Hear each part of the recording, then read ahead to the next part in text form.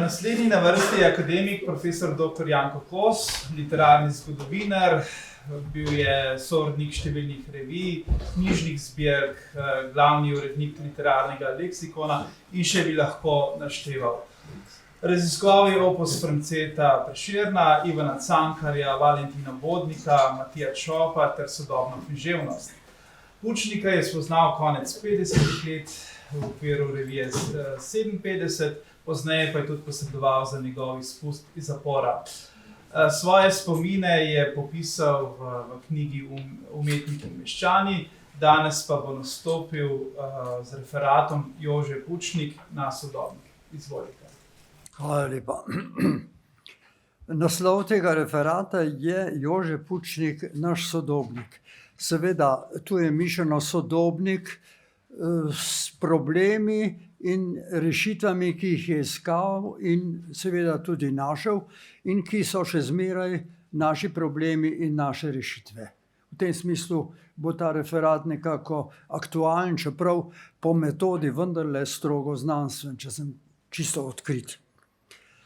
Zdaj, da bo stvar bolj razumljiva, ko bom govoril o teh problemih, s katerimi se je ukvarjal, naj najprej na hitrico skiciram spreminjanje njegovih stališč in seveda problemov po nekih fazah.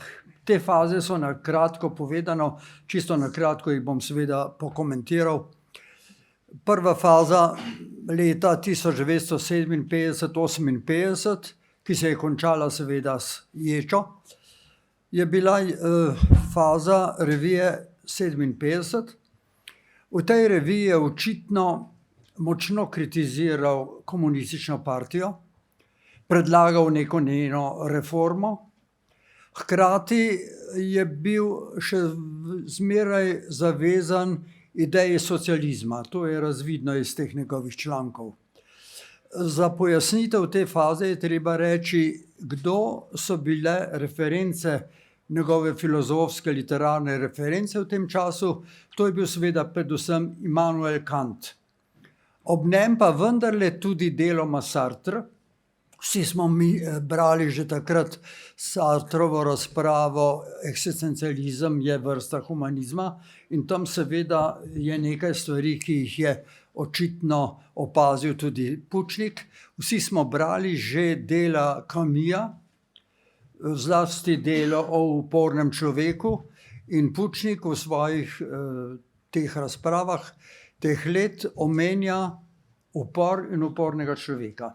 No, ob teh referencah je bil očitno važen še Cankar. Naslednja faza je žal faza njegovega ujetništva, se pravi od leta 1958 do 1963, ko je živel v ječi. Mislim, da je ta faza bila za njegov miselni, duhovni razvoj zelo pomembna. On se je v ječi, kot se temu običajno reče, vendarle radikaliziral. Dokončno je zavrgal vsakršno idejo o komunistični partiji kot nekakšni pozitivni sili in seveda tudi o ideji socializma. S tem se je ta njegova vez preteklosti že končala. Naslednja faza je seveda leta 63-64, ko je bil sodelavec Perspektiv. Tudi ta faza, kot vemo, se je končala s ponovno ječo. V tej fazi je očitno bil v primerjavi s prejšnjim mladostnim idealizmom skrajni realist. Ukvarjal se je s stvarnimi vprašanji, recimo z našim kmetijstvom in tako dalje. Tiste prejšnje ideje o nekakšni prenovi partije pa socializma so popolnoma odpadle, ostala je gola stvarnost.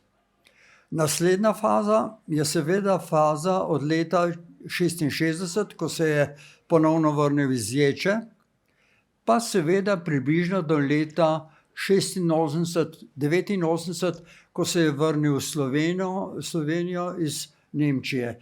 Ta nemška faza je za njegov razvoj, duhovni, moralni, politični razvoj, najbrž zelo važna. Znašel se je v čisto drugačnem okolju, v čisto drugačnem poklicnem položaju. Bil je predavatelj splošne sociologije, teorije znanosti in tako dalje. To pomeni seveda, da je njegova naveza na filozofijo in znanost postala nekako drugačna. Predvsem se je odprl že kot poklicni sociolog seveda s spodbudom moderne sociologije. Tu moram imenovati kot reference predvsem Maxa Webera, potem vodilnega ameriškega sociologa Parsonsa, potem pa seveda Jürgena Habermasa in jasno Niklasa Luhmanna, se pravi oba vodilna nemška sociologa recimo 60-ih, 70-ih let, in jasno je, da je Pučnik navezoval prav na te reference. Tako da njegovo znano knjigo, v kateri je pravzaprav sintetiziral ta svoja spoznanja iz teh let, se pravi knjigo Kultura, družba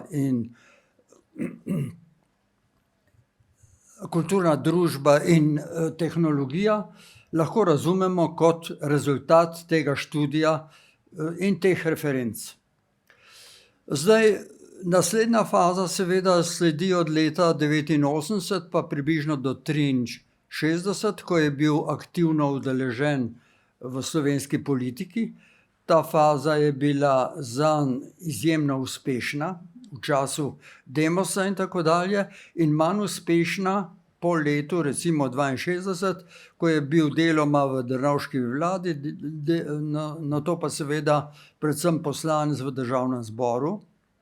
Ta faza je po svoje zanimiva, ker je bila zmes velikih uspehov in seveda nekakšnega manj uspešnega delovanja, celo z nekimi napakami, političnimi napakami, ki jih je sam odkrito priznal. No in na koncu še ta faza od leta 1993 do 1996, ko je bil predsednik znane komisije za preiskovanje povojnih pobojev.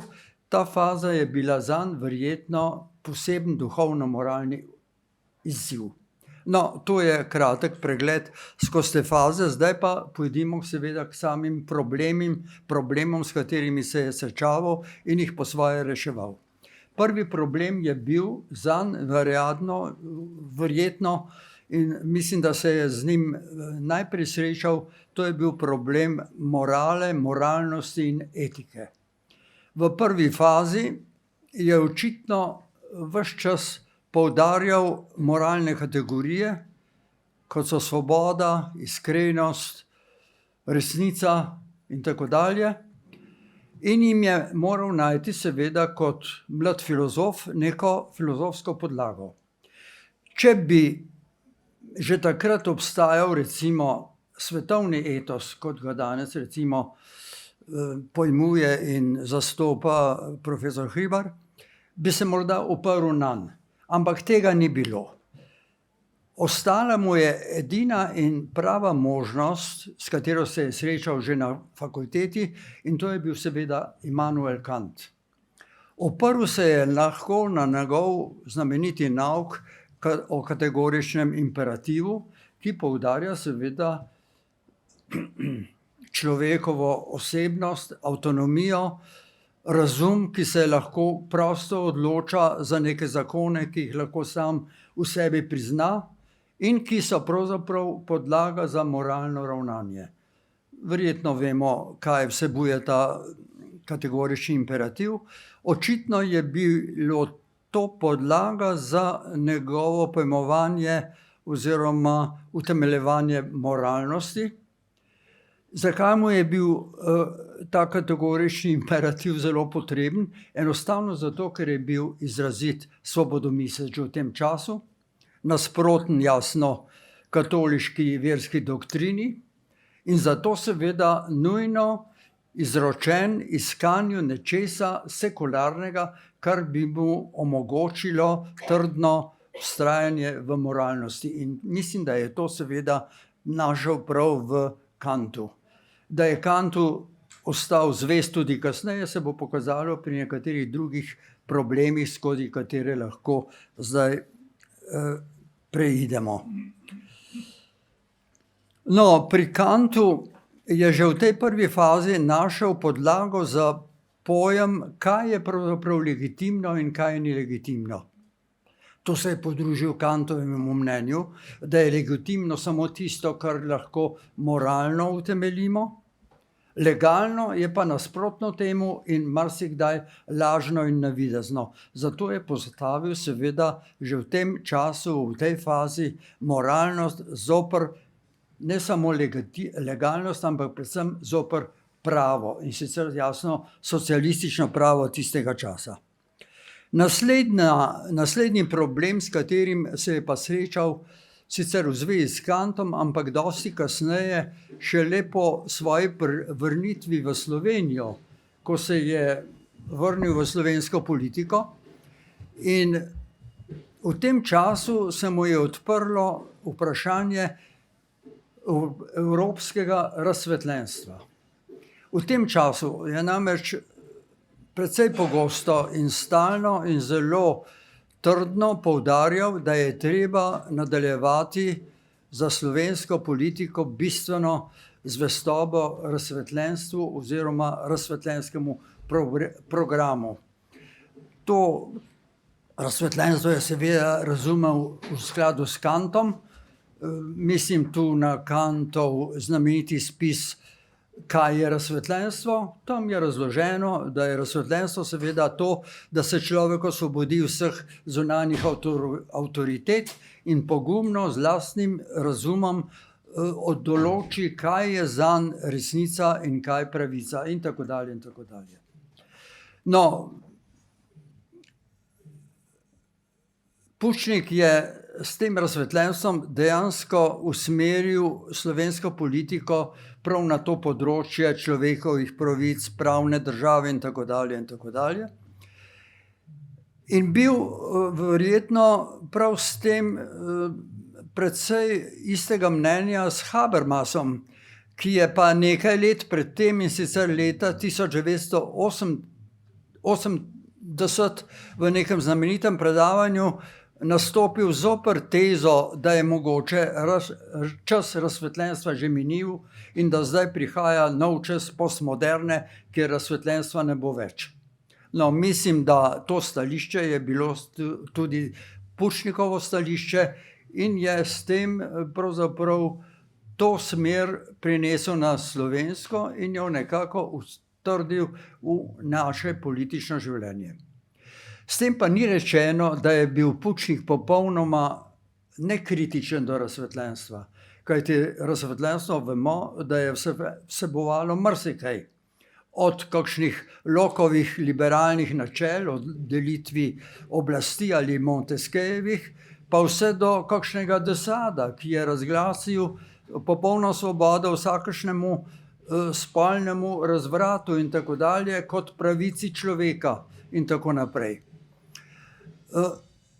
Pučnik je na nekem mestu zelo izrazito povedal, zapisal, da je razsvetljenstvo pravzaprav iz sebe rodilo tako imenovani podivjani subjekt, se pravi človeka, ki ne pozna nobenih meja več in se popolnoma vda svojemu nagonu, k užitku, uspehu in tako dalje in tako dalje.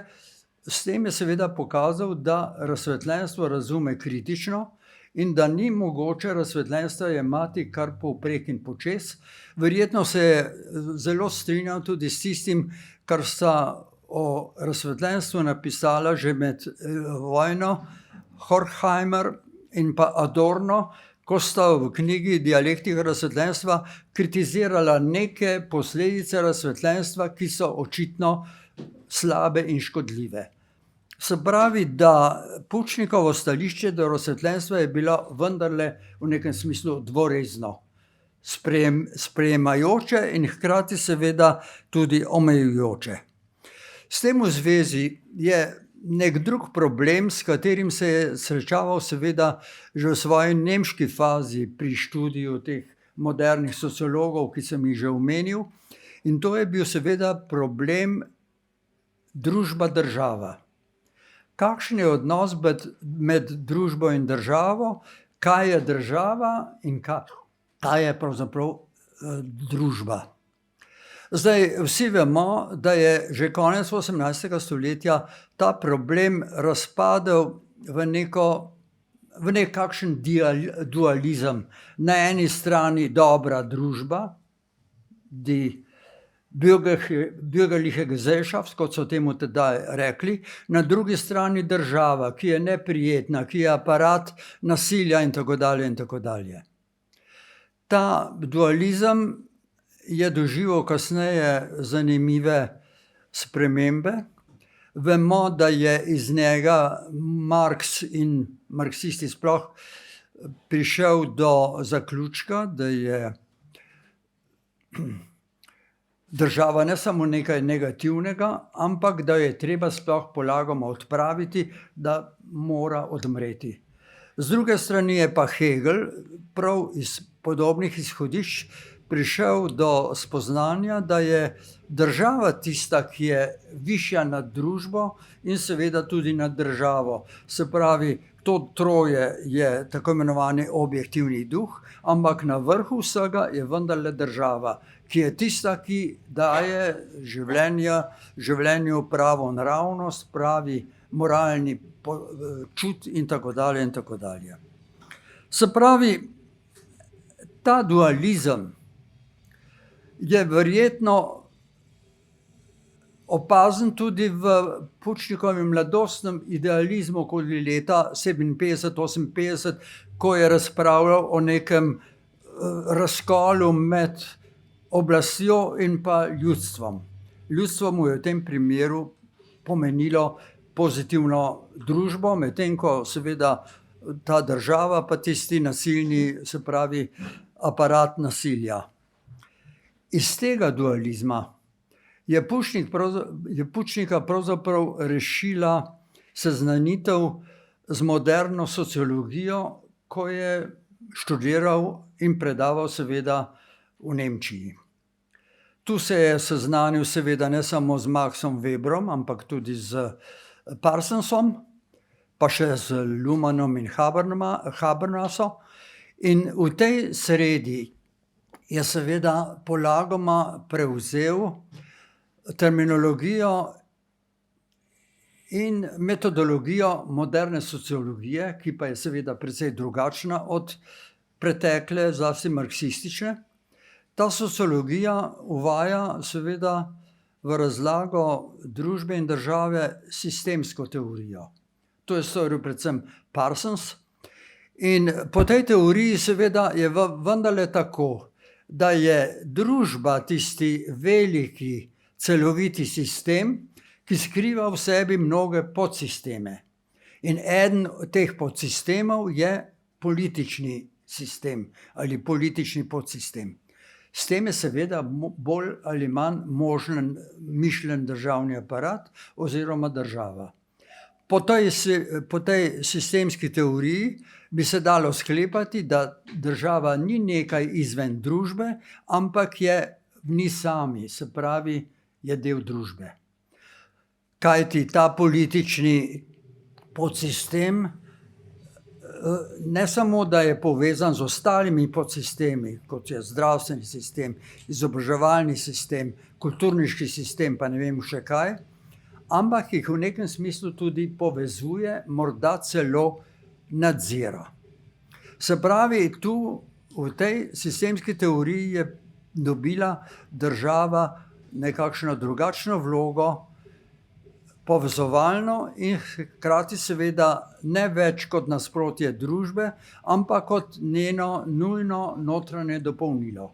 To je seveda velika sprememba v gledanju na družbo in državo, ampak to je seveda posledica moderne sociologije in njenih novih teoretičnih izhodišč. S tem v zvezi je problem, ki je seveda aktualen in nas verjetno zanima, to je pa problem civilne družbe. Pučnik je po prihodu, no, že v tej svoji knjigi, ki sem jo omenil, in še bolj po prihodu v Slovenijo, v naše politično življenje, govoril pogosto o civilni družbi in o civilnosti, kar pa seveda je nekaj drugega od tistega, kar se danes v slovenski levici misli pod civilno družbo. Pod civilno družbo je Pučnik vendarle videl pred sabo predvsem celotno družbo, ki vsebuje vse te podsisteme, ki pa polagoma ali v celoti postaja civilna. Se pravi, nasprotje vsakršne avtoritativne in kakorkoli totalitarne oblike, kajti prežemajo tisto, kar vanjo vnaša tako imenovani posameznik kot oseba. Tu uvaja Pučnik v to teorijo civilne družbe pojem osebe. Ta pojem je seveda bolj filozofski kot sociološki, seveda sega nazaj k Kantu. To je Kantov model, pojem osebe, se pravi posameznika, ki se vključi v delovanje duha, kulture, javnosti in je kot tak sposoben delovati v družbi za skupno dobro. To je ta pojem osebe in seveda na tej osnovi mora in lahko postane celotna družba civilna.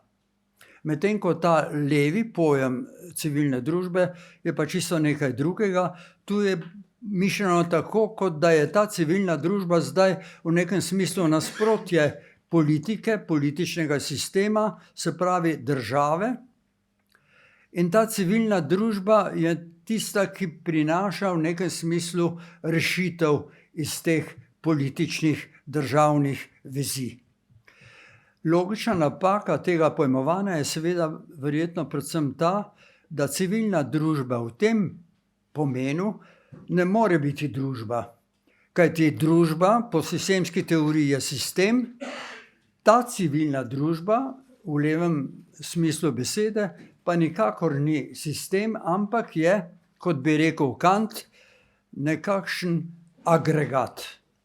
Ta civilna družba je skupek različnih skupin, zavodov, forumov, društev, inštitutov in še ne vem česa.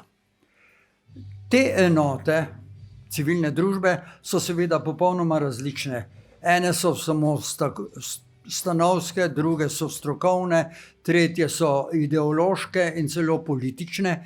To se pravi, da te skupine, kajti to so skupine, ne tvorijo dejansko neke družbe in v nekem smislu torej niso civilna družba. Pravzaprav so samo skupnost nekih skupin, ki so pravzaprav v tem angleškem smislu pressure groups, se pravi skupine za pritisk. In jasno, stališča demokracije imajo take skupine vso pravico, da delujejo po svojih načelih, ampak to so načela nekih interesov skupinskih ali individualnih, ki ne morejo zastopati skupnega dobra. Medtem ko skupno dobro je seveda v smislu Pučnikove teorije civilne družbe tisto, kar je za dobro za celotno družbo. To pa seveda se lahko uveljavlja samo tako, da v njej zavlada demokracija, ki pa ne more biti neposredna demokracija, kajti Pučnik je na več mestih jasno povedal, s čimer se lahko strinjamo seveda, da v modernih industrijskih množičnih družbah takšna neposredna demokracija ni mogoča, razen verjetno v nekaterih izjemnih primerih referendumov in plebiscitov.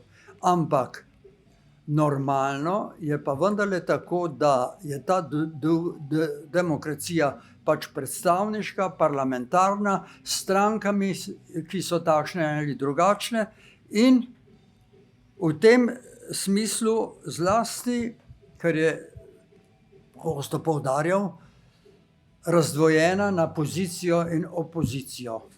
Mislim, da posebnost njegove politične filozofije je bila vendarle ta, da je močno poudarjal pomen opozicije.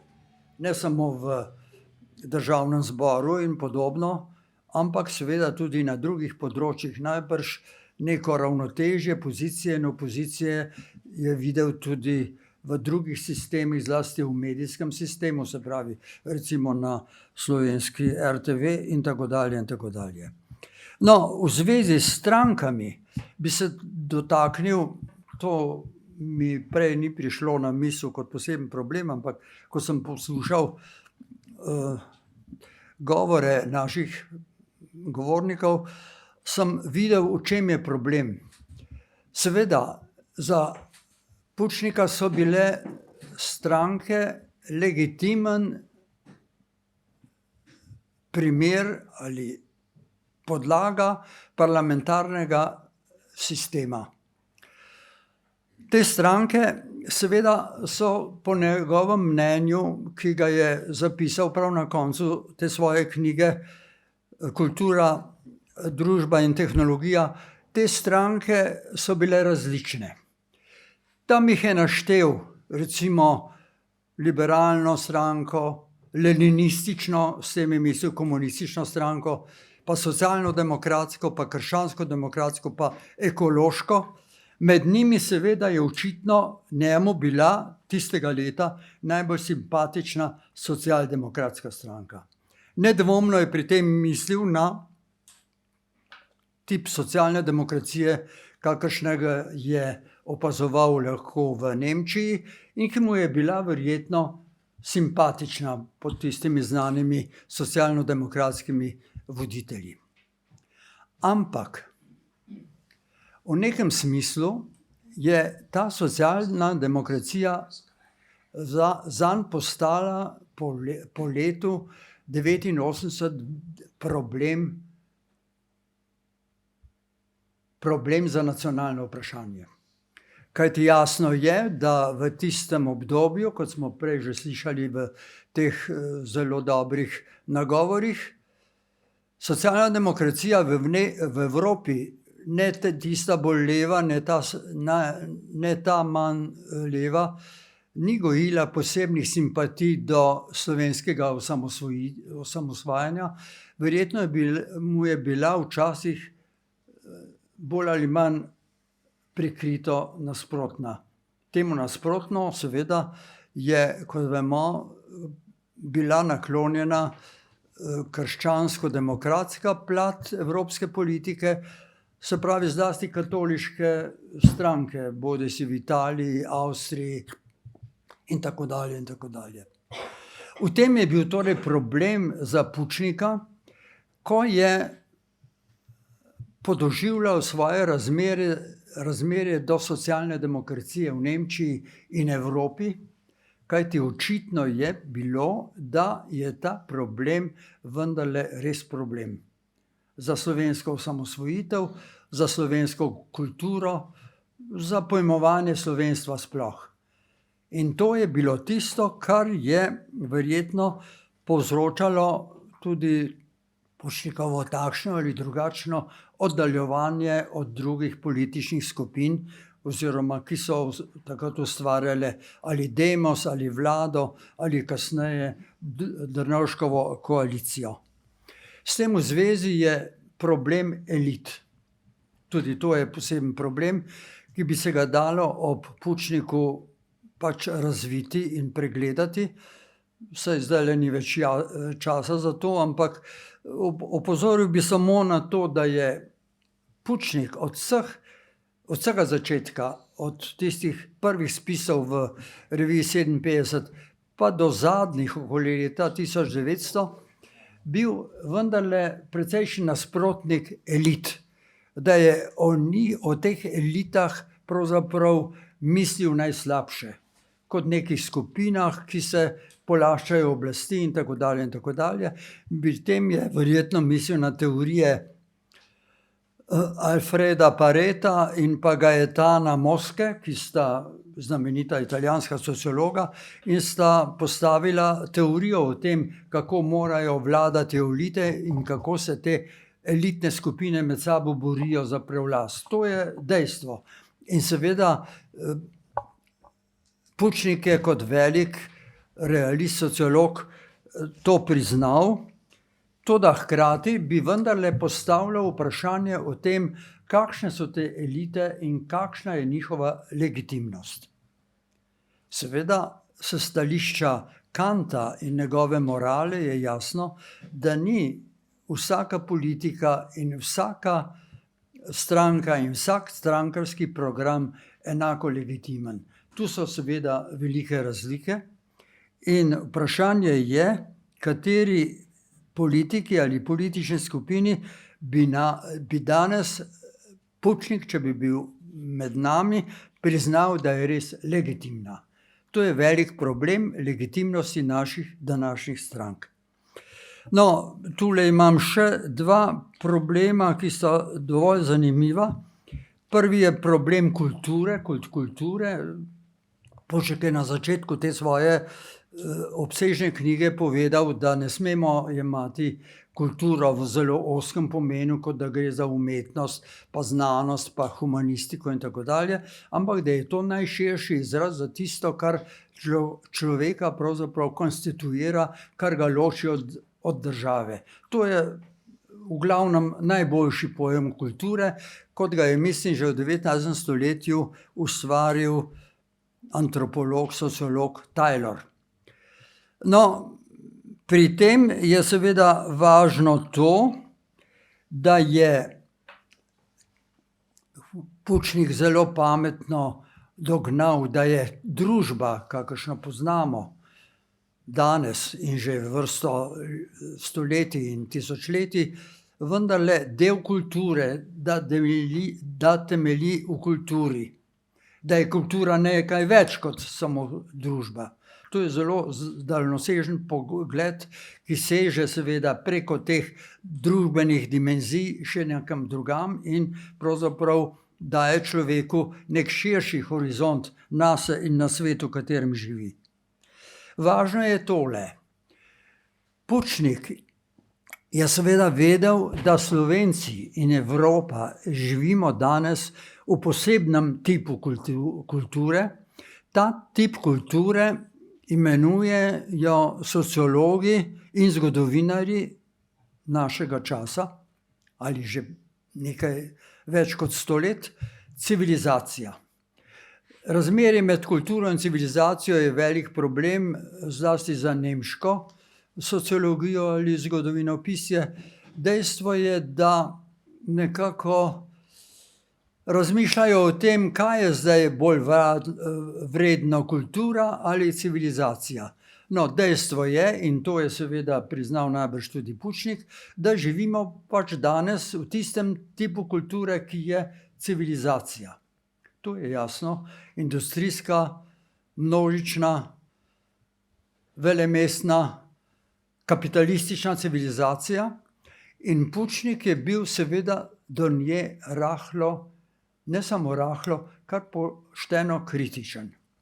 Na začetku te svoje knjige, na nekih straneh, ki jih človek preleti, pa komaj opazi v njih kakšne bistvene misli, govori vendarle o tem, da se gibljemo v nekem življenjskem svetu, ki je negativen kot skrajna oblika pehanja za užitkom, uspehom, učinkom in tako dalje. To je kritika sodobne civilizacije in mislim, da mora tudi slovenska filozofija in sociologija misliti na ta problem. To je velik problem našega današnjega časa, seveda zlasti Evrope, kaj ne, v spopadu s tem tako imenovanim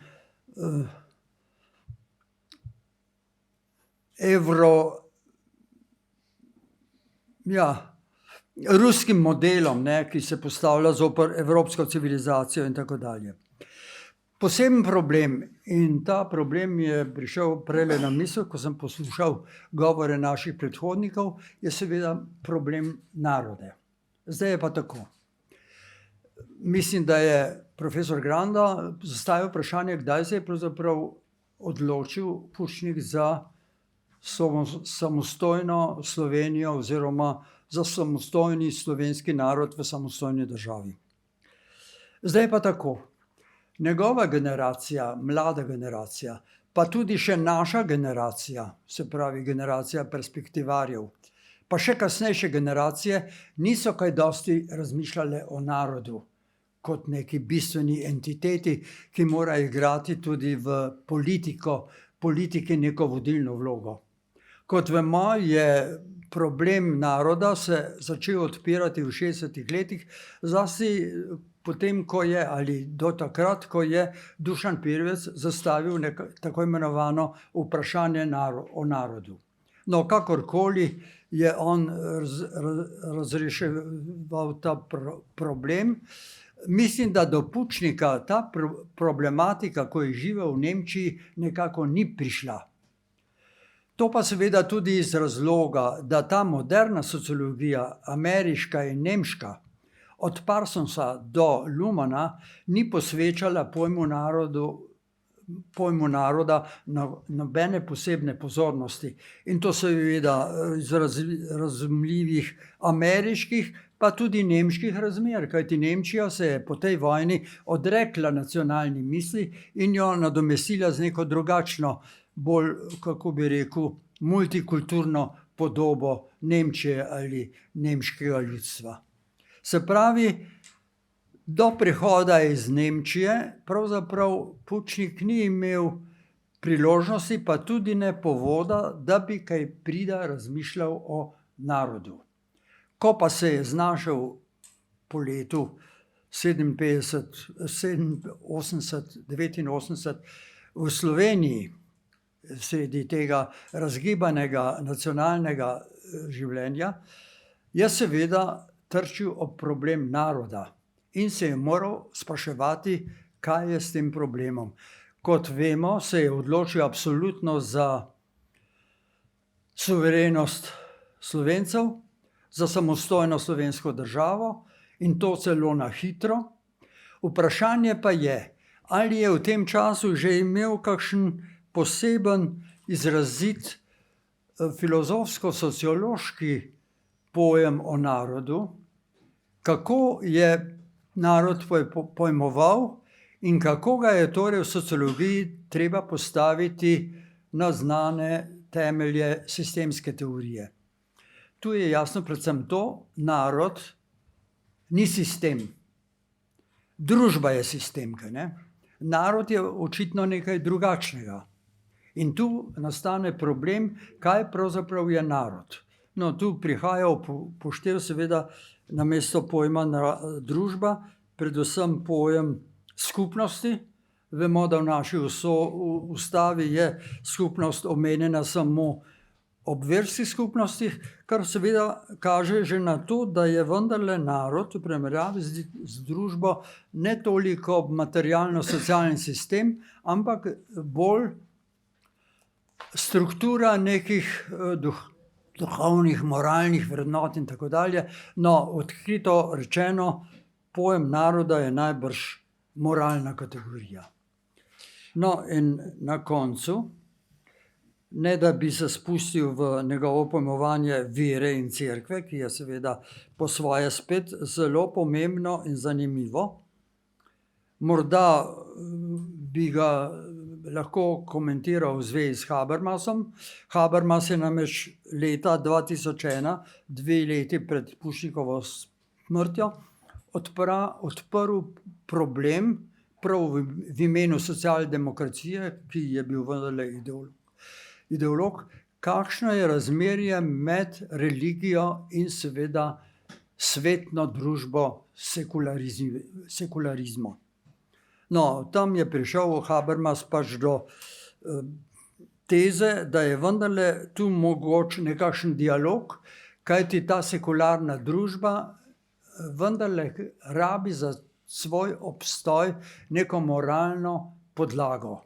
In to podlago seveda lahko išče tudi v zvezi z verskimi skupnosti, z religijo in tako dalje in tako dalje. Prišel je celo v tistem zanimivem predavanju do teze, da je pravzaprav Kantov kategorični imperativ, o katerem sem prej govoril kot bistvenem za Pušnika, da je ta kategorični imperativ pravzaprav neka sekularna podoba ali preobleka nekdanjih judovsko-krščanskih načel, zlasti dekaloga, se pravi 10 božjih zapovedi. No, to je zanimiv problem in verjetno bi se Pušnik, če bi bil še med nami, najbrž ukvarjal s tem. Na koncu pa še problem krivde in kazni. Ta problem se je Pušniku odprl leta 1993, ko je postal pravzaprav predsednik tiste komisije, ki pa je bila najbrž, kot beremo tudi v knjigi Rosvite Pesek, precej mučna zadeva zanj. No, ta problem seveda ga je postavil pred vprašanje, v čem je zdaj krivda in kakšna naj bo kazen zanjo. Zdaj, najbrž je to meril seveda s kategoričnim imperativom, kjer je jasno povedano, kaj je pravzaprav tisto, kar se lahko razglasi za splošen človeški moralni zakon. In pobijanje v tej obliki to pač ni. Mogoče bi se mu pa ob tem, ker je dobro poznal Kanta, odprl tisti znameniti problem, ki ga je Kant imenoval radikalno zlo. Namreč to je zlo, ki je tako globoko v človeku, tako osnovno, da ga ni mogoče izruvati iz njega, da je kot nekakšna vrojena napaka, šibkost in tako dalje in tako dalje. To je problem seveda bolj za filozofe kot za sociologe in jasno, da Pušnik, ki je bil vendarle od začetka do konca predvsem filozof, bi se s tem moral ukvarjati. Zlasti, ko je prihajal v tej komisiji do bistvenih spoznanj o tem, kakšni ljudje so kaj krivi, kakšni zakrivajo to svojo krivdo, kakšni ne morejo do očiščenja, do priznanja in tako dalje. In to seveda so še zmeraj naši današnji problemi. In to je konec koncev bi lahko bil nekakšen pregled nad problemi, s katerimi se je Pušnik ukvarjal vse svoje zrelo življenje. Hvala lepa.